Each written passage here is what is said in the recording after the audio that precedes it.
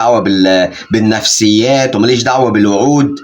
اللي يشوف نفسه على النادي بتاعي غرفة 60 داهية. اتمنى بجد لو في عرض كبير وقوي لاخوان بزيرة ب6 او ب7 مليون دولار يتباع. والله العظيم 3 انا فاهم ومقدر الناس اللي خايفة ان ده لو اتباع مش هنقدر نعوضه، وان اخوان بزيرة من القوام الاساسي للفرقة، وان اخوان بزيرة من احسن اللعيبة اللي موجودة في مصر حاليا، ومن احسن اللعيبة اللي موجودة في الزمالك ان ما كانش هو اهمهم واحسنهم.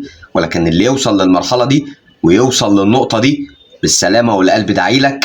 راحوا اللي اغلى بكتير جدا جدا جدا، ذهب ولم يعد. ولكن احنا اللي في ايدينا الحق، احنا اللي في ايدينا نعاقبه، احنا اللي في ايدينا نشتكي، احنا اللي في ايدينا نغرمه. واخد مستحقاته، واخد حقه تالت ومتلت، هو وكيل اعماله وابوه واخدين كل حاجه. الحق دلوقتي في ايدينا، نقدر ناخد حقنا منه ونقدر نعاقبه ونستفاد منه ونبيعه وناخد فلوس نجيب احسن منه مليون مره.